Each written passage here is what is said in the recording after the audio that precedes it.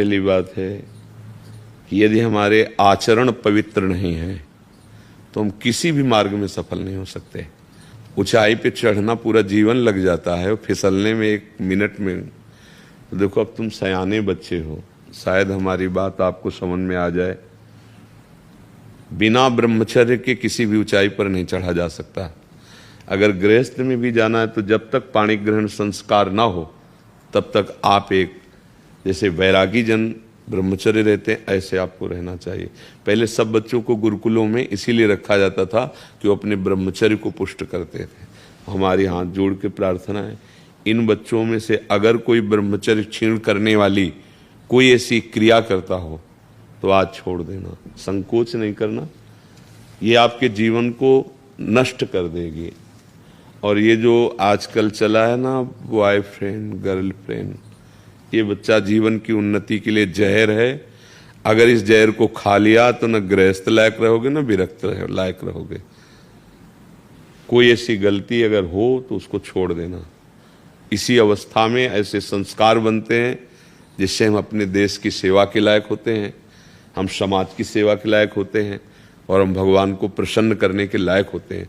अगर इनमें आचरण बिगड़ गए बच्चा तो तुम इतने विक्षिप्त रहोगे, अंदर से असंतुष्ट रहोगे कि माता पिता पर सबको दुख देने वाले बन जाओगे, क्योंकि तुम खुद दुखी हो। क्यों दुखी हो? क्योंकि गलत आचरणों में फंस गए हैं। देखो, आजकल मोबाइल सबके पास रहता है। अगर आप अपने को संयम में नहीं रखेंगे तो उसमें गलत दृश्य देखेंगे। हम जो बोलते हैं, जो देखते हैं, जो सुनते हैं, वही हमारा चिंतन होता है, और जो चिंतन होता है वैसे ही हमारी आदत बन जाती है, वैसे ही हम क्रिया करते हैं। तो जब तक ब्याह ना हो तब तक ब्रह्मचर्य का भाव, ब्रह्मचर्य रहने के लिए व्यायाम आवश्यक है। अगर व्यायाम नहीं करोगे तो ब्रह्मचर्य नहीं रह पाओगे। व्यायाम नहीं करोगे तो आप किसी सेवा के लायक नहीं रहोगे। शरीर के ऐसे अंग हैं जिनको हमें क्रियान्वित करना है। देखो, जो दंड बैठक मारते हैं उनके अंग दिखाई देने, तो ये अवस्था आप देखो, व्यायाम नहीं करते हो। हाँ, आप अगर अभी से ऐसे प्रमाद युक्त हो जाओगे तो आप अपने जीवन को प्रकाशित नहीं कर पाओगे। कै बजे उठते हो आप लोग? प्रातः उठते कै बजे हैं आप? 4 बजे, 4:30 बजे। यार, उठने का समय बहुत बढ़िया है। इसके बाद अगर आप शौच स्नान करके और आप 20 मिनट समय दे दें व्यायाम का तो क्या घट जाएगा? 10 बार 20 बार हम सपाटे मार लिए, बैठक कर लिए, दंड बैठक जिसे नहीं कही जाती, और हम 2 किलोमीटर दौड़ लिए, बस हो जाएगा। इसके बाद आओ आप और अपनी विद्या अध्ययन के कार्य को ऐसे करो जैसे तपस्वी तपस्या में लगता है, ऐसे तुम विद्यार्थी हो, विद्या अध्ययन करो। जितना अच्छा पढ़ोगे उतने हमारी समाज सेवा में आओगे, देश सेवा में आओगे। तो व्यायाम, ब्रह्मचर्य, तभी आपका सफल होगा जब आहार शुद्ध होगा। क्रम है इसका। आपकी याददाश्त इतनी, ब्रह्मचर्य में इतनी ताकत है कि बचपन में जो पढ़ा है वो आज भी हमें याद है। ब्रह्मचर्य ठीक ना, तो देखो शरीर रोग से ग्रसित है, सब शास्त्रों की बातें भगवान ने, तो आप कहते हो हमारा पढ़ाई में नंबर नहीं आया। क्यों? क्योंकि आपकी स्मृति ही काम नहीं कर रही। अरे कितने बड़ी मोटा, ब्रह्मचर्य में स्मृति की बड़ी सामर्थ्य होती है।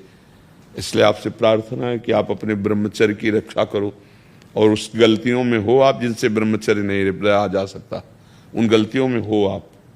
क्योंकि जिससे हम देख रहे हैं ना, तो आप लोग देखो, डॉक्टर के सामने जो आंख देख के कह रहा पीलिया है, और अगर है हाँ स्वीकार कर लोगे तो दवा काम कर जाएगी। आप लोग जो छोटे बच्चे हैं, बिल्कुल ऐसे बच्चों का संग त्याग दीजिए जो आपको गंदी बातें सिखाते हैं, जो आपको गंदे दृश्य दिखाते हैं। ये पढ़ाई कोई साधारण नहीं, एक तपस्या है। पढ़ लिख कर बहुत बड़ी तुम्हारी साधना बन जाएगी। भले नौकरी ना मिले, आप पढ़ा लिखा व्यक्ति का व्यवहार और एक अनपढ़ के व्यवहार में अंतर होता है। विद्या विनयम ददाति, वो विनयी होता है, वो सौम्य होता है, माता पिता की सेवा, समाज की सेवा लायक होता है। भाई, ब्रह्मचर्य पर ध्यान दो।